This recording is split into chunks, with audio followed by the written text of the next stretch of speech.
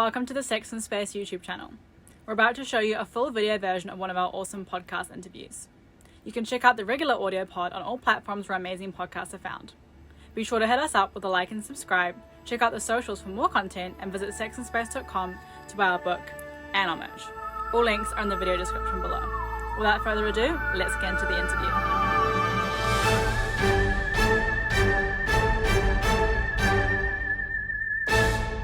For this episode, Jane had a conversation with writer, editor, and book lover Alex DiFrancesco.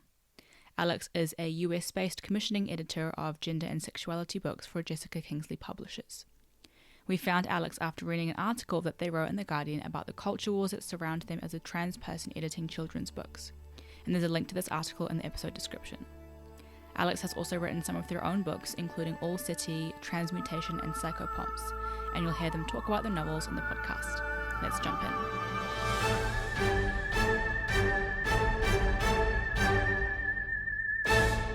We came across Alex at Sex in Space through a Guardian article about the work that they do as an editor.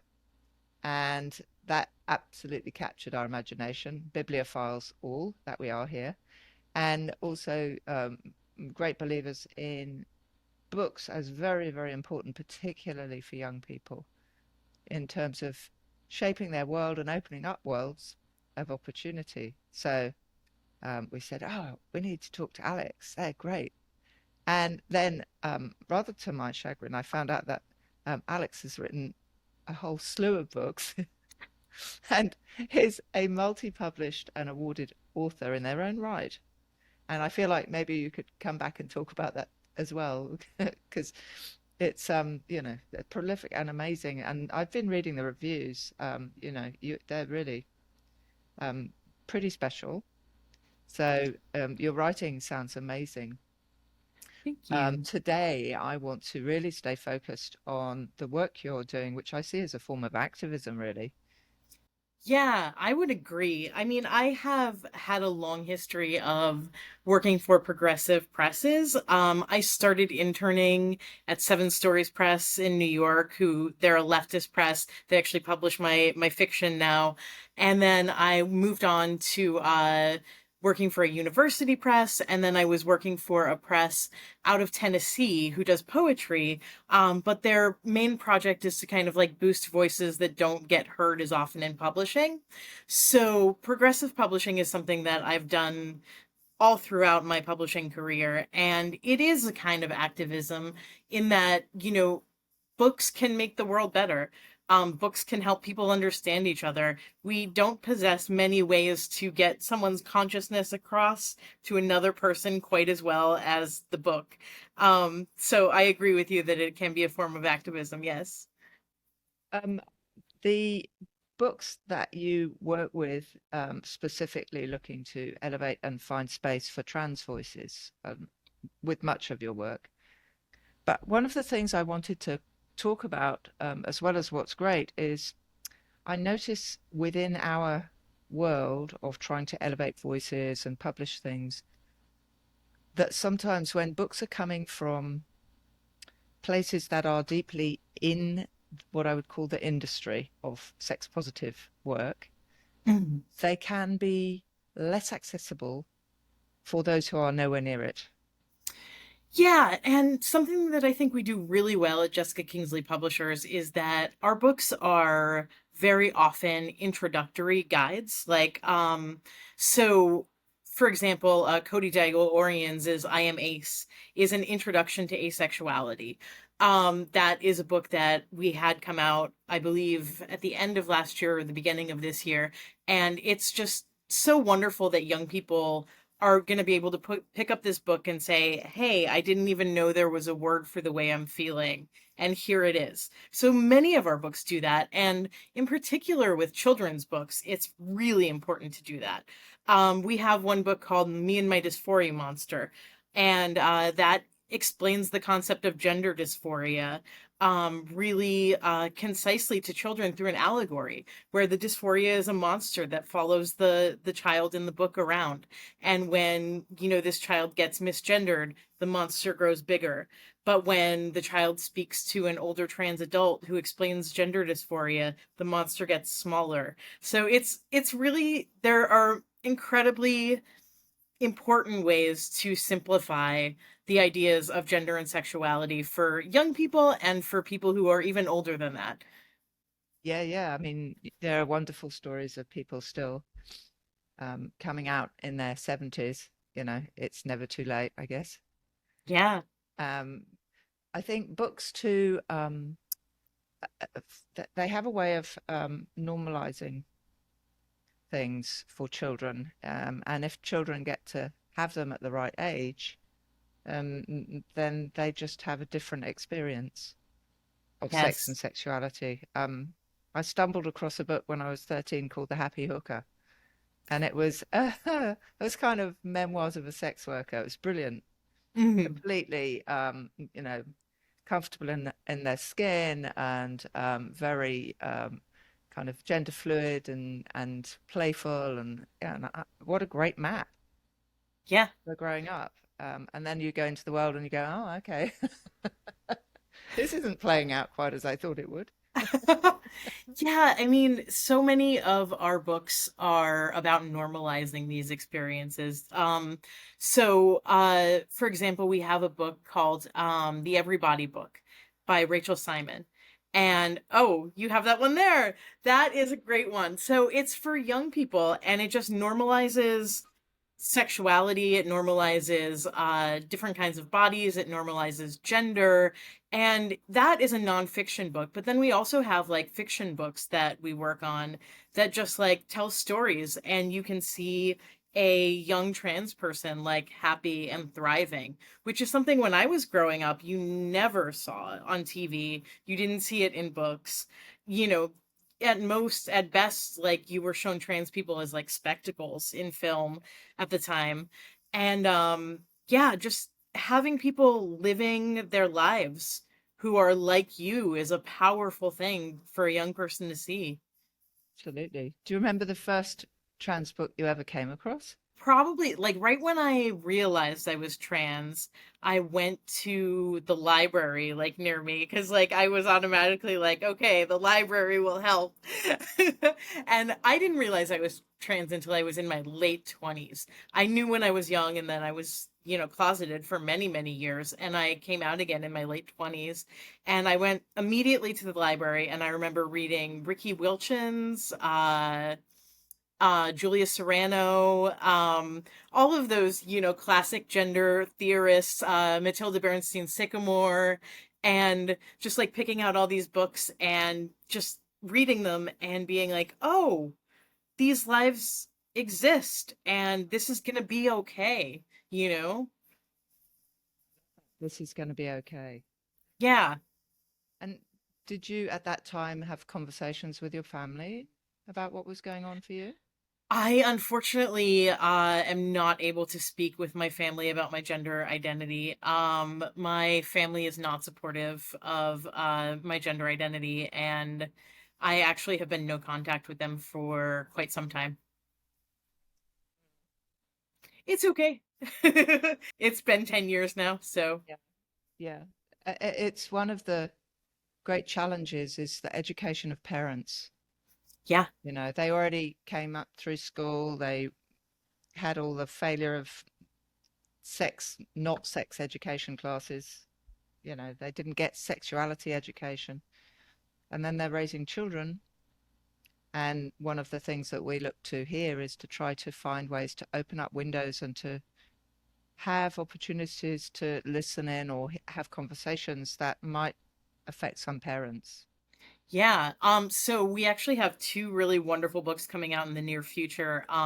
One is called About Bliss, and it's by Christina Olivetti. And it is the story of her finding out her son was trans, and then going through a long process of trying to preserve his fertility without him going through natal puberty. So he went on hormone blockers, but they were still able to find ways to preserve his fertility so that if he wanted to have his own biological children later in life, the material would exist to do so. So that's a really wonderful one that we think is going to be an incredible teaching book for how to, take care of your trans child and advocate for them, and never take no for an answer when your child needs something. Or it's just a beautiful book. And then we have another one, and it's called A Grand Love, and it's for grandparents. And it's grandparents' stories of realizing their grandchildren are trans. And that's going to be another wonderful book for us that we're very excited about. Because again, like, half the battle with this stuff is re-educating people who did not get this education when they were young. Now, if people like me who are, 40 years old and trans, if we didn't get it, then certainly like the generations before didn't get it. I totally agree, and I think those books sound amazing, because I think that's something else that doesn't exist for people who are dealing with it. Where do I go if my grandchild is trans or expressing curiosity, or then what resources are there? And I think that Voices of Other Grandparents is awesome. Yeah. It as you said, it says, oh, there are other people out there, and it's going to be okay. Yeah. Yeah. And that's an important message. It's an important message for young people, and it's an important message for the people that care for them too. Yeah, I think so. And so your own writing is, I guess, what I would say is much more grown up. Yeah, mine is not kids' books. Yeah. Were you ever tempted to write like a childlike introductory what is trans kids book at any point? I don't think that I have been. There's so many wonderful books that do it so well, and children's books are really not my strongest suit as a writer. So I kind of stick to, what I know with my writing. And I think there's so many people doing wonderful things in the realm of LGBTQ kids books now that, like, there's no need for me to step in. We've started a series of books here, and really looking to target people who don't even normally read books, really. And Mhm. so, the Organ Education Forgot is a little book about the clitoris, and it's super accessible, graphic, and our aliens. I don't know if you've noticed our aliens as part of Sex in Space, but they're everywhere. That we've got one wrapped around Freud here. Um, and it's been really interesting to see reactions, and as part of the planned series, we're doing one currently. How do I talk to my kids about, or how do I talk with my kids about porn? And then we were looking at what is intersex, because people are that's one of the most invisible spaces of all. Even in this lovely book, the Everybody book, it Yeah. was small mention, and then we've moved on. Yeah. And that kind of feeling, oh, there's not that many, and I'm like, actually, there's as many as there are redheads. This is quite a large number of humanity we're talking about, but it's not really tackled to Yeah. give that visibility. This notion of binary genders, that it's an either or situation prevails. Yeah.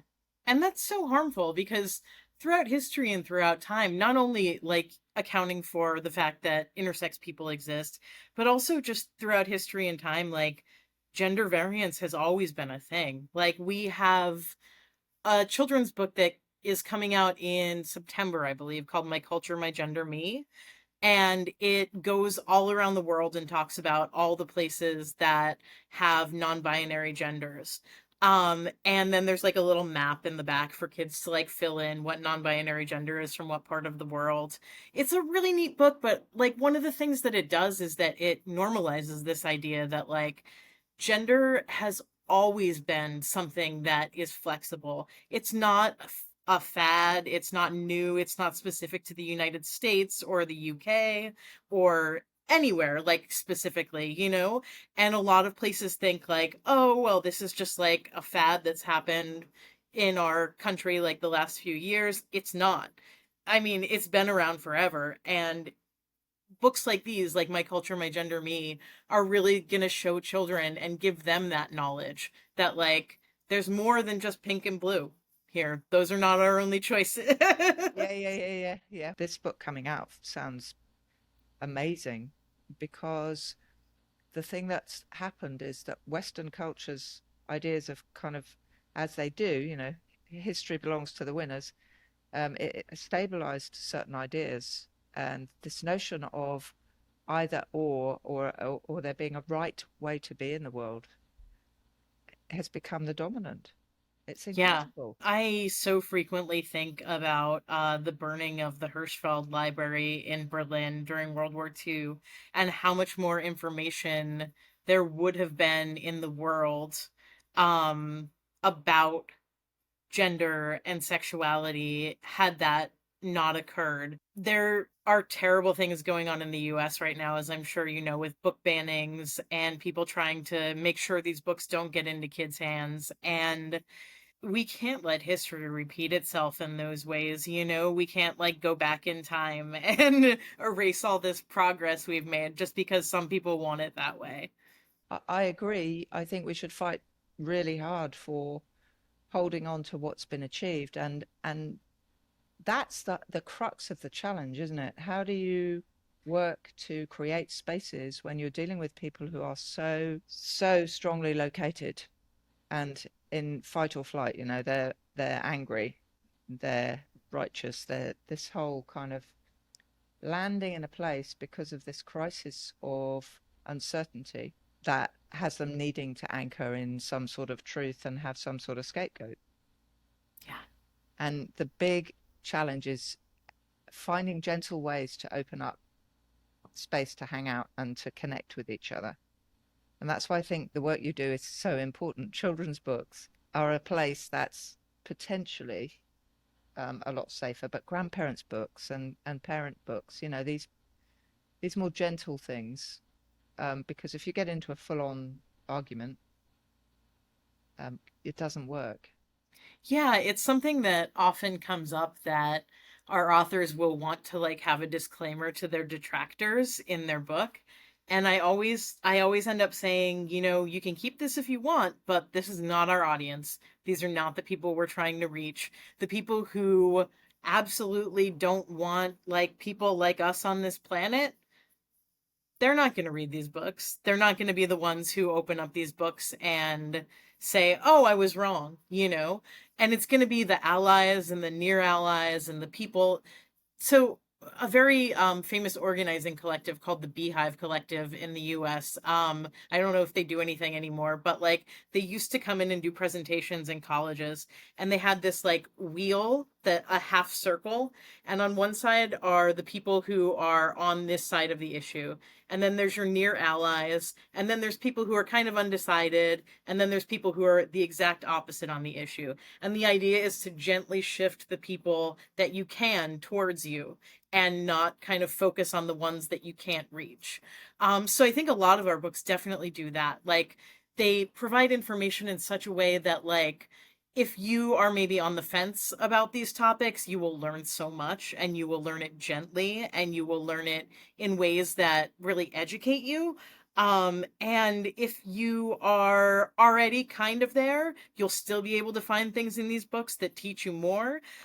So yeah, I always tell our authors, you know, our audience is going to be the people who want to be swayed in our direction a little bit.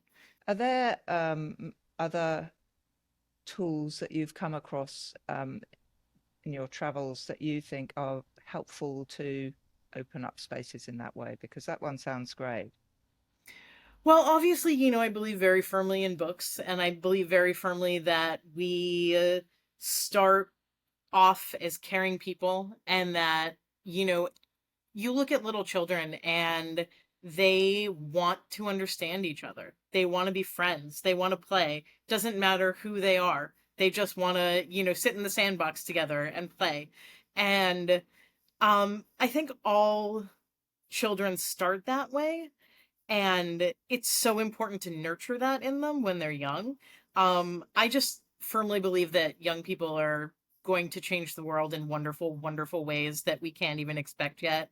There are things that are happening in sexuality and gender that I hear about Gen Z talking about that I'm like, wow, that's new to me, and I've been around for a while here. I don't think that answers your question though. I That's think okay. books are definitely one tool. And obvious, that's an obvious one. Well, I mean, social media now is a great tool, Yeah. and it has to be navigated really carefully, but when it's done correctly, like so many people educate and just teach through it, which is really beautiful to see. And so, with the as you were growing up and looking around you and looking for resources to support you as you got older, um, if you were talking to young trans people now who might be listening, the world's changed. What would you say about where they might look for support or ideas? Um, I would say community centers specifically for LGBTQ people. And again, being a book person, I always say go to the library. There are so many librarians who would be so thrilled to help a young person who is trying to figure themselves out find the right books to do so. A lot of my friends are librarians, and they are some of the most progressive and amazing people in the world. If your library is under siege by the conservative forces. The New York Public Library, I believe, has offered library cards for virtual access to books all over the country through their library. That's in the US, obviously. But I always say the library is a great place to start. I mean, again, I'm kind of a book nerd, but yeah. And then obviously like kids today have like online discussions where they get to find people like themselves online. And that can be a dangerous thing and it can be a really amazing thing. Like because there's certainly like bad actors out there like posing as like, people they aren't. But finding people who are like you and finding people who share your identities genuinely is just such a powerful thing, and sometimes the only way you have access to that is going on the internet. Say like you're a young person growing up in like a very rural area, and you don't have access to a public library, you don't have access to a community center. You can go on the internet and you can find people like you. And that's a beautiful thing that I didn't have growing up. And so, if any of our listeners are budding authors who think that they've got the book, like what is trans, or that they want to find a way to explore what they're experiencing through writing about it, how do they go about getting themselves into the world of publication? Well, so the way we do it at JKP is that we have a submissions portal on our website, and our website is www.jkp.com. And you can go directly there and find the Write for Us tab, and you could submit a book to us. So that is one way.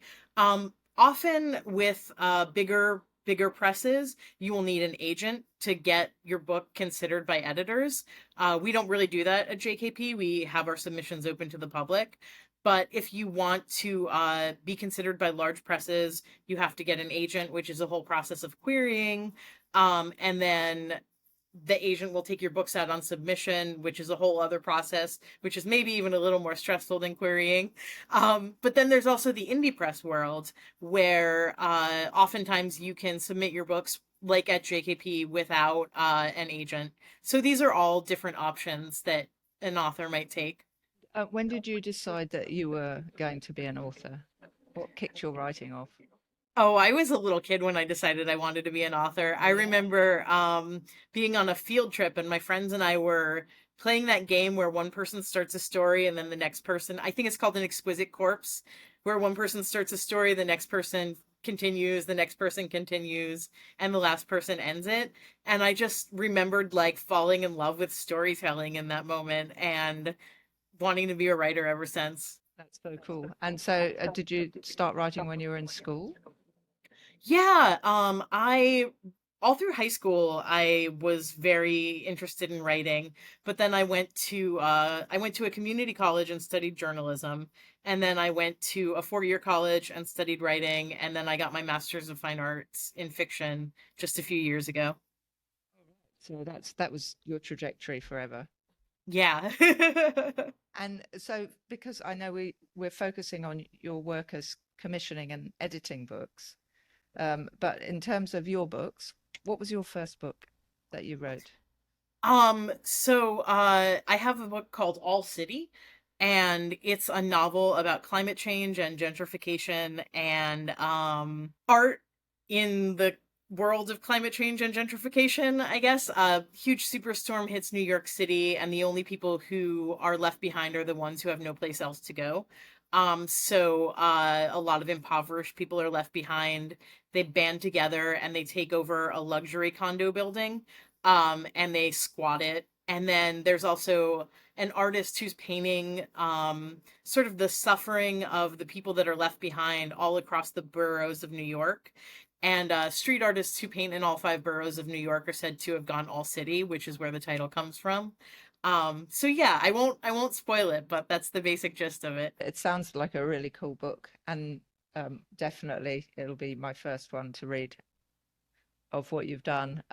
Also, you have been working on one, or it's probably out, where there's a group of people working in hospo who fantasize about the idea of David Bowie and Iman coming in. I'm still working on that. That's Are out for you? submissions right now. My agent is submitting it to presses right now, but yeah, it's a group of fine dining servers, and each one of them is kind of like led to their real dreams in life by one of Bowie's stage characters.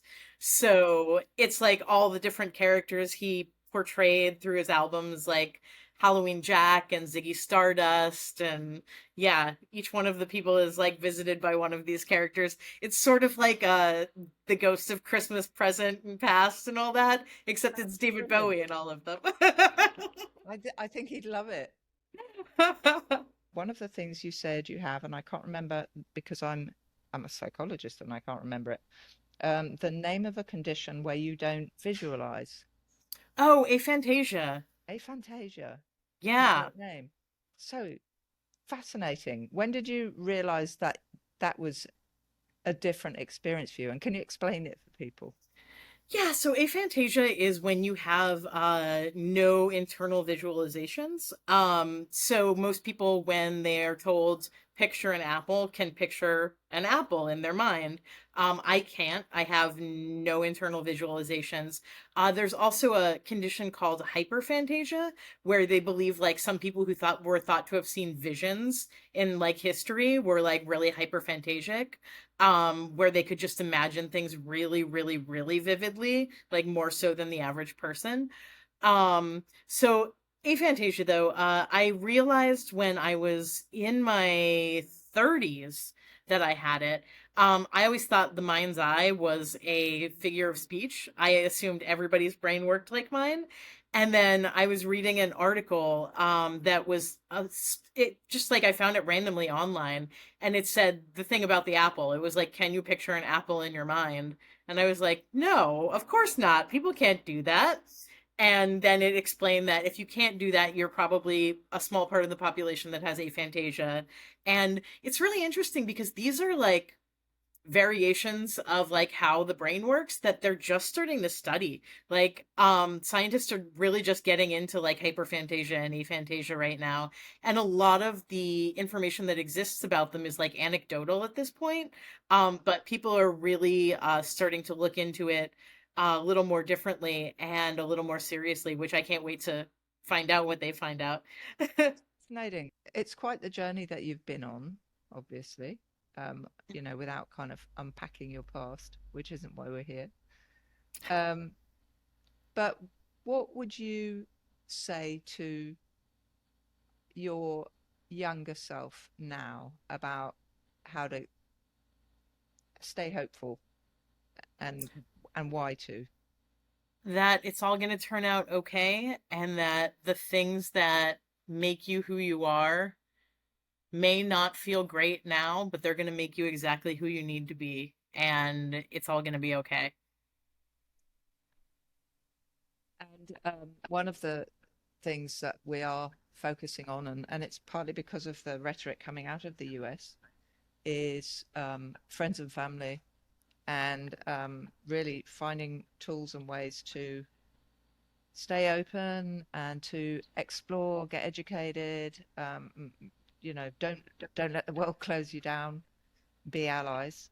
Um, so certainly finding out about these books and accessing them um, is helpful. Yeah. But also, I think maybe one of the other ways that comes up in I think all the books that you've been involved with is start with words, using them, being comfortable with them, Hmm. normalizing them, and letting them fill your mouth and, understand, like learn um, Yeah. different pronouns, learn different words, learn the amazing spectrum of what comes under the intersex umbrella. Yeah. Just start to get a vocabulary and talk comfortably about sex and sexuality. Yeah. That feels like maybe maybe we just start with but that basic, being able to say the words. Yeah. And, I actually was just having a conversation with Rachel Simon, the author of the Everybody book, and we were talking about how there's no such thing, or there should be no such thing in the life of a healthy child as the talk, because the talk should be ongoing through their whole lives. It should be something that at different developmental stages, they have different questions and they feel they can come to their parents about it. You know, they feel that they will be able to ask these questions and receive honest and open answers. So, like, the idea of the talk just is a fallacy because it should be a conversation through your child's entire life. Exactly. And yet I find that even the very educated, left-leaning, um, but otherwise smart people I know admit to having not gone there because they don't have the vocabulary, the tools, and they just haven't felt comfortable enough to go there. And Yeah. so they still, they're saying, "Oh, I probably should have the talk." I'm like, "Well, your kid's 16." Uh, Well, I mean, there's so much work too to be done, like we were saying earlier, around undoing the education we got when we were yeah, young. So parents need to be learning these things right alongside their kids. yeah. They need to re-educate themselves too, and fortunately, there are great books for it. That's right. And actually, it's okay to learn together, right? If you've got Yeah. a grandparent or a parent. Is there anything in terms of what we've covered? Because the intent very much to focus on the fact that there is a really important body of educational material being developed particularly for the trans community. That there are some beautiful books coming out that are accessible, and we had a brief look at this one earlier. I would strongly recommend the Everybody book, and we got this from our local library. Good librarians stock these Lovely. books, and that I think just having them on having a bookshelf with these books in is a great act of development, allyship, and subversion. Make it normal to have these Yeah. books on the bookcase. It doesn't matter who or what your young person thinks they are or is heading towards being. Education is important for every kid, and Yeah. the breadth of this education is for every kid. Yeah, I mean, it's not just for queer and trans kids. It's not just for them. It's like, it's important to understand queer and trans lives no matter who you are. So it's just, yeah, it's for all kids. Totally. So you need these books on your bookcase, whoever you are. You should be buying them and have them on the bookcase because there's nothing like a real book for engaging people when they're sitting down going, is there anything we haven't talked about, Alex, that's on your mind that you think is pertinent to this conversation of get educated, get books, get involved? I would want to encourage people to please pitch me their book ideas. Like I said, we are always open for submissions, and you can find the portal for submissions on our website under the Write for Us tab. And yeah, we are always open for submissions, and I would love to see more book submissions. I specifically do LGBTQ uh, children's books and also books for adults. That's very cool. And so all you budding authors out there, give it a go. And also, if it's new to you, there are lots of great resources online around how to think about a book, how to structure a book that you might And want to have a look at. our website actually breaks it all down by Oh, what we're cool. looking for too. We have like a proposal form, so it's very easy to fill out. It just asks for a writing sample, books that are kind of like the book that you're pitching, and a bit about your author bio, and a few more little categories. But we tell you everything we're looking for on there, so it is meant to be as unintimidating as possible. Sounds amazing. And actually, I didn't, for anybody's benefit, say where you are in the US. Oh, I'm in Philadelphia. Right. Oh, I've been to Philly. It's a really, really nice city. I really like it. With It's been amazing having you here, and thank you so much for your time.